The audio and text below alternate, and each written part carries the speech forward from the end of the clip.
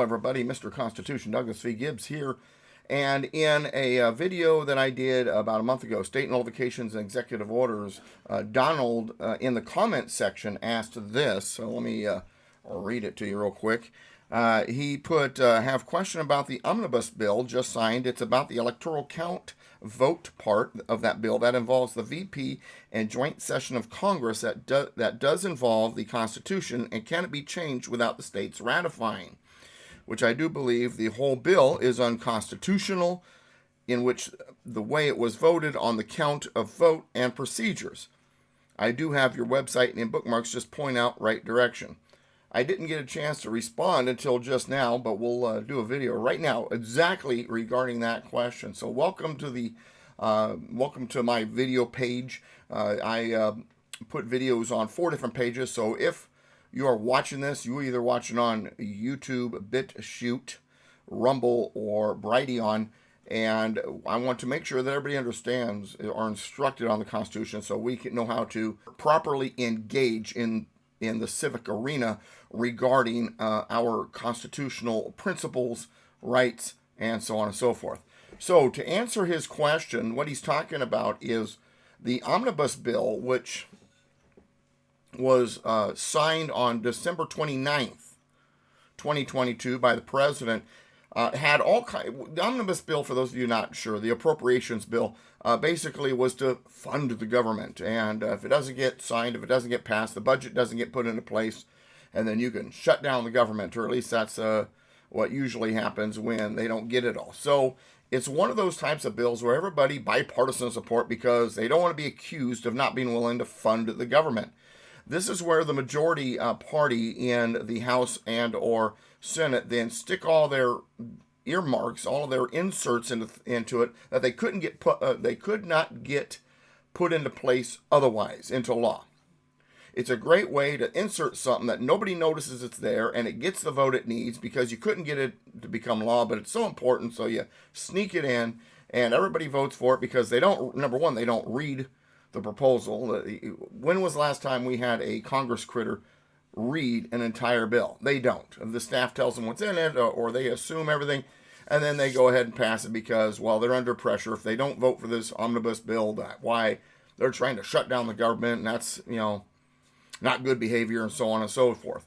So that's what happens. So now, let's I want to pull some up here so that you can kind of read along with me so we can really understand what the Electoral Count Act that got inserted into the Omnibus Bill, signed into law, literally less than a week before the Republicans gained majority in the House of Representatives, December 29th of last year.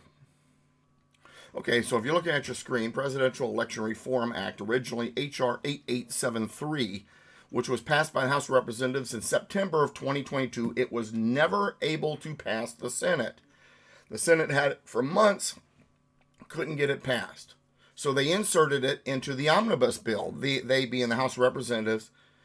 And then the Omnibus Bill, as I indicated earlier, was signed into law as a part of the 2023 Consolidated Appropriations Act, H.R. 2616, on December 29th, 2022. So less than a week before the Republicans became a majority in the House of Representatives. According to Susan Collins' website, it updates the quote-unquote outdated 1887 Electoral Count Act to ensure votes tallied by Congress accurately reflect each state's public vote for president. Now let's stop right there for a second. Let's talk about the Electoral College and all of that. Part of our problem is that the Electoral College is not operating as it was originally intended. So when we get into our pocket Constitution and we read what it says, we find that the Electoral College, first of all, those words are not in the Constitution.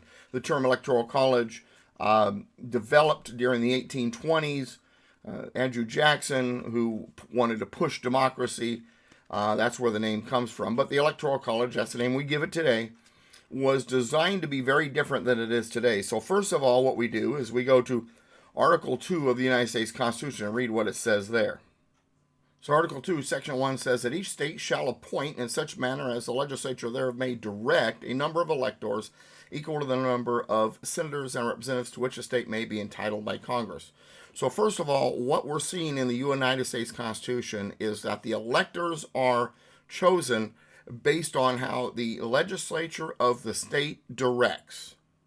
Today, the electors are picked by the parties, unconstitutional, and now we have the federal government making a law regarding, electors, which also is unconstitutional. We'll get to that in a minute. Now, people say, well, Doug, Congress, though, has to, be able to make things uniform or make rules or whatever. Besides, doesn't it say in Article 1, Section 4 of the Constitution that Congress may make laws or alterations regarding federal elections? Yes and no. So let's go to that now. Okay, so Article 1, Section 4, the times, places, and manner of holding elections for senators and representatives shall be prescribed in each state by the legislature thereof, but the Congress may at any time by law make or alter such regulations. Notice what it says. It doesn't say that Congress can make alterations to the presidential election. They can only make laws that may alter or change or whatever the regulations of federal elections for Congress critters, Senate or the House, not for the presidential election. Well, Doug, isn't in Article 2, though, doesn't it give Congress the authority to make such laws? Well, let's take a look. Okay, so Article 2, Section 1 reads, the Congress may determine the time of choosing the electors and the day on which they shall give their votes, which day shall be the same throughout the United States. So once again, the Congress is not given any authority over altering any rules regarding the electors.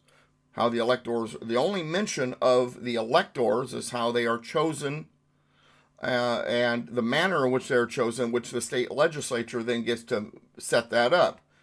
Yeah, but Doug, this goes deeper than that. This is talking about more than that. We're talking about, the vote count, because, of what happened on the 6th day of the first month. They tried to overturn the election and we need to, protect against that. Okay, fine. Let's now get back to the Electoral Count Act. But I wanted to show you here that Congress is not given any authority over the presidential election whatsoever. The only authority they're given at all is choosing the time and the day in which they shall give their votes. That's it. All right, so now we get back to the Presidential Election Reform Act, and let's read the things that are listed in the act, what they're trying to do. And let's go over each of them, and I'll bring up what's in the Constitution for each of them. So and this list that I have comes from Susan Collins' website, state senator from Maine, and Reader's Digest did an article regarding the Presidential Election Reform Act. And so I gather that information from those two sources if any of you want to check it out. So item number 1 that this new law is supposed to take care of. It requires each state's governor to be the only official who can submit the certified slate of the state's electors and votes. All right, so boom, we got a problem here. The Constitution purposely keeps the President of the United States and the governor out of a lot of things. You'll notice when we were talking about Article 2, it was up to the state legislature to determine everything about the electors. The governor was purposely not listed, was not involved. The governor was constitutionally never given any authority over the presidential elections. And when it came to the appointment of the senators, back when the House of Representatives appointed the U.S. senators, and even in the 17th Amendment currently, a temporary, the governor wasn't even involved at all in the first place, and then with the 17th Amendment, only if the legislature's not together, not in session. So the governor's not supposed to have anything to do with the elections. The Founding Fathers had a problem with the central authorities giving a single person too much power. They designed the Constitution to be a distribution of power, so they did not allow the state governor to have that kind of authority. So first of all, what they're doing is they're taking authority from the legislature and giving it to this governor, saying only the governor can submit the certified slate of the state's electors and votes. Now, the word certify appears in the Constitution twice, in Article 2 and in the 12th Amendment. And both times it says that the only people who can certify the electoral votes are the electors themselves, and they're the ones they're supposed to send their votes to Congress. So even there, governor was never mentioned. So this is unconstitutional. They can't make this change without an amendment. There's nothing in the Constitution that gives the governor any authority whatsoever to even be involved in this. Number 2, it affirms that the vice president's only role in the electoral count is to preside over the joint meeting of Congress in which the votes are announced. Well, that's right and wrong. Yes, you go to Article 2 and the 12th Amendment. It does indicate that the vice president's only role is to count the votes. So he doesn't have, contrary to popular opinion, the ability to decertify, for example, electors. Never, Vice President Pence did not have the authority, and he said such. I do not have the constitutional authority to do anything but count the votes, and that's what it says. So his job is to count the votes, but that's not what it says here. It says that the vice president's only role is to preside over the meeting in which the votes are announced. No, he's supposed to not announce them, but count them in front of Congress. That's the job of the vice president. So once again, we have a tinkering with the Constitution that is, well, not constitutional. Number 3, it raises the requirement to object to state electors' votes being counted from the current rule of one member of Congress to at least 1/5 or even 1/3 of the combined House of Representatives and Senate, 535 members.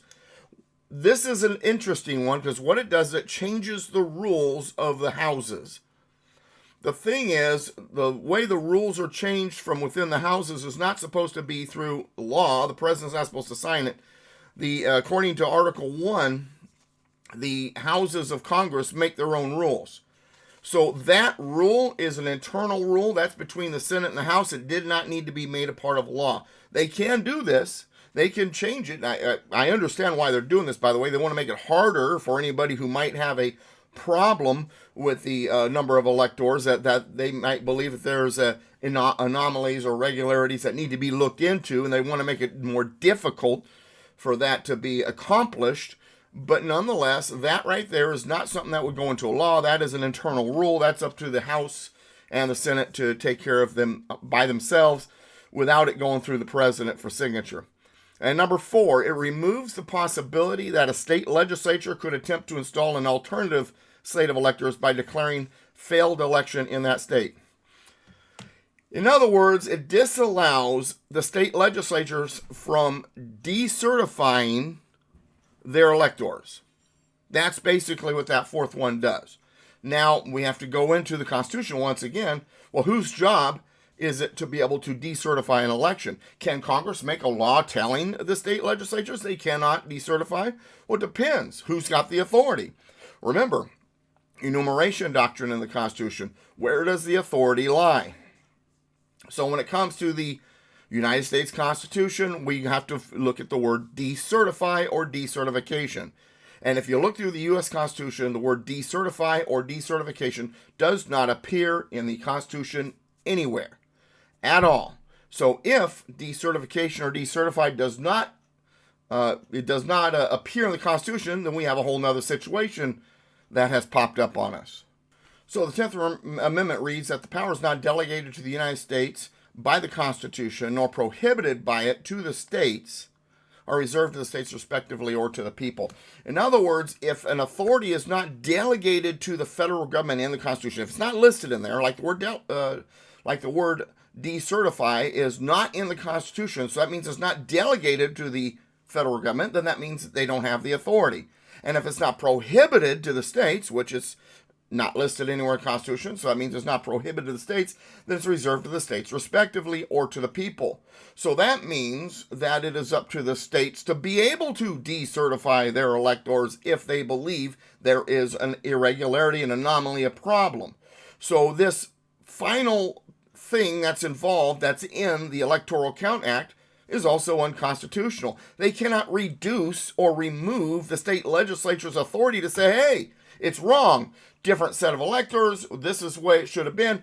The Congress does not have the authority to do that. They do not have the authority to take away the voice of the state legislatures in this process. And we have to remember The federal government's not the boss over the states. The states are supposed to be the boss over the federal government. That federal government is not there to dictate to the states. I know the 14th Amendment is what people claim is the authority for that.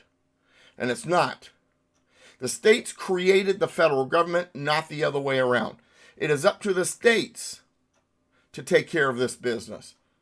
And if you have followed me in these Constitution classes and things that I do, what you realize is that the states sent their delegates as Constitutional Convention and to the U.S. Senate and involved in the creation of the Bill of Rights and so on and so forth, so that they could create a system in which the federal government handled the things that a country's government might handle, external subjects like war, trade with other countries, immigration, things like that, and internal things that have to do with, specifically to do with the union, such as the Postal Service. And then, of course, there is indirect taxation, which that's a topic for another time. So, and when the Constitution was written, what the states did is they included mechanisms and everything that gave the states oversight over what the federal government did. They wanted to make sure the federal government couldn't do anything without their okay. Yet here we have the federal government saying, oh, you can't be involved. You can't even say my electors need to be pulled back, decertified, because of this now Electoral Count Act by the federal government. The child is telling the parents, the states, you can't do that. No. The original design is that the states have oversight over everything the federal government does. So for the federal government now to be telling the states, we're in control here. You have no say, and we're going to pass a law making sure you do. No, that's not the way it works. That's not the way it's supposed to work. So to answer your question, Donald, the Electoral Count Act, number one, is unconstitutional. The provisions in it are unconstitutional. Congress doesn't have the authority to do the things they did. Number two, it's designed to try to solidify their power over the presidential election. Number three, and this is one of the concessions that McCarthy agreed to when it came to the House of Representatives, we have a bill, a proposal that could not get passed on its own.